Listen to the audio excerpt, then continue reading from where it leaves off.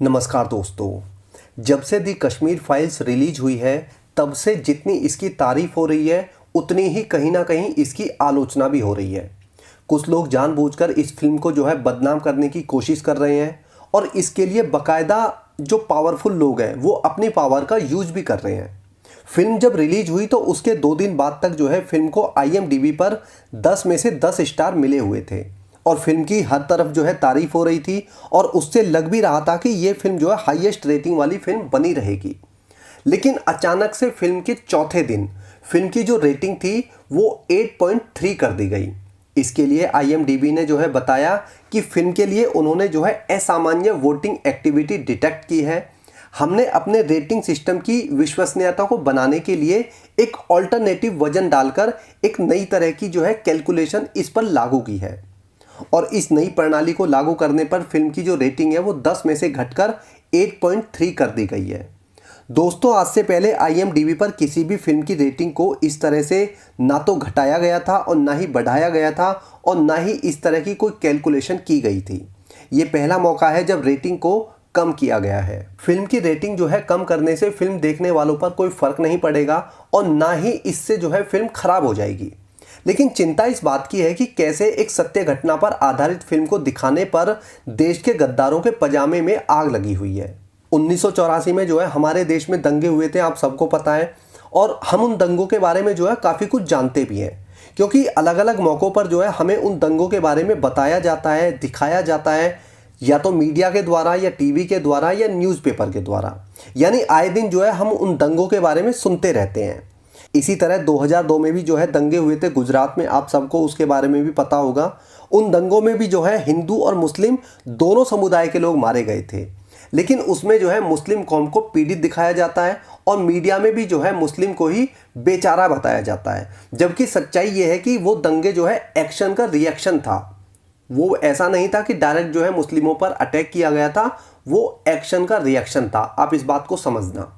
खैर, जो भी उसमें मारे गए, लेकिन फिर भी जो है हम उन दंगों के बारे में कहीं ना कहीं जानते हैं कि वो दंगे कैसे हुए थे, उसमें कितने लोग मारे गए थे और वो किस तरह से घटना घटी थी। इसी तरह अगर बात की जाए 1992 की अयोध्या मामले की, तो एक खोखला ढांचा था जो गिराया गया था और वो छोटा सा मुद्दा था, कोई बहुत बड़ा मुद्दा नहीं था, लेकिन उस मुद्दे को भी जो है इंटरनेशनल लेवल तक पहुंचा दिया गया था। लेकिन हैरानी की बात यह है कि 1990 में कश्मीर में जो है लाखों हिंदुओं को घर से बेघर कर दिया गया, उनका नरसंहार हुआ। उनके बारे में हम इस फिल्म से पहले बहुत ज़्यादा नहीं जानते थे।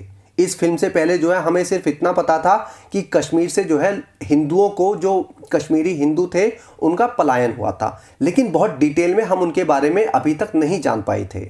मैं खुद अगर अपनी बात करूं तो मुझे न्यूज़ पढ़ने और देखने का बहुत शौक़ रहा है शुरू से ही। मैं पुरानी घटनाओं के बारे में भी अक्सर पढ़ता रहता हूं, लेकिन ताज्जुब की बात है कि कश्मीर के सच को कभी भी जो है मीडिया में इतने ज़ोर शोर से नहीं उठाया गया जैसे 1984, 1992 का मस्जिद ढांचा या 2002 के दंगों के मामले को उठाया जाता रहता है, आए दिन उठाया जाता रहता है। मीडिया या नेता हमेशा इस मुद्दे को जो है दबाते रहे हैं। क्यों इस मुद्दे को हमसे हमेशा जो है छिपा कर रखा गया?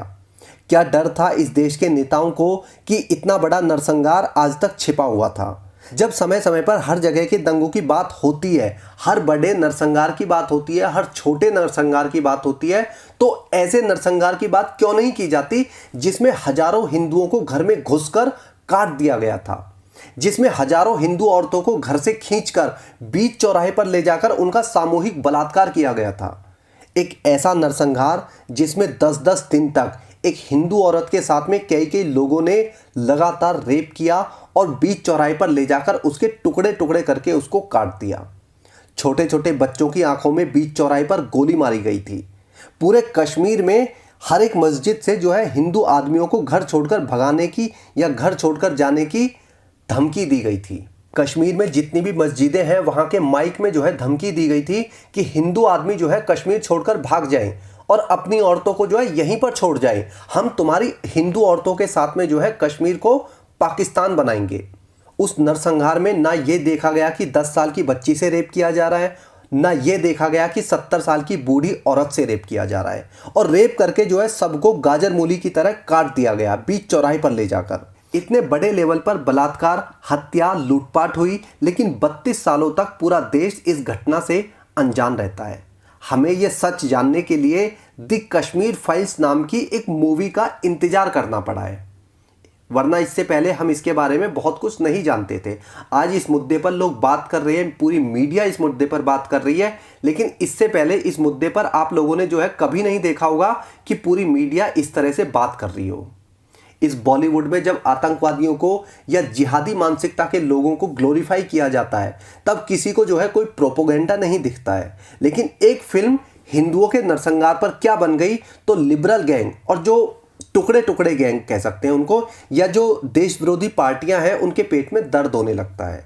आज 1990 के नरसंहार पर जगह जगह चर्चा हो रही है, क्योंकि दी कश्मीर फाइल्स की चर्चा हो रही है, सिर्फ इसी वजह से। वरना आज भी जो है इस मुद्दे को कोई नहीं उठाता। कौन सी राजनीतिक पार्टी सही है और कौन सी गलत है, ये एक अलग मुद्दा है। और नेता जो है हर मुद्दे को अपने फायदे के लिए भुनाता आया है, ये भी एक इतिहास रहा है। लेकिन किसी नेता या पार्टी की वजह से अगर आप इतने बड़े नरसंहार के सच को झूठा बता रहे हैं, तो आप गद्दार हैं। इस नरसंहार को धर्म के चश्मे से नहीं, बल्कि मानवता के चश्मे से देखना चाहिए। तभी समझ में आएगा कि 1990 में एक्चुअल में हुआ क्या था। आप 1984 पर बात कर सकते हैं, 1992 पर बात कर सकते हैं, 2002 पर बात कर सकते हैं, लेकिन 1990 पर आप बात करना ही नहीं चाहते हैं। ये चीज़ें बताती हैं कि फिल्म का विरोध करने वाले जो हैं दोहरी मानसिकता के लोग हैं।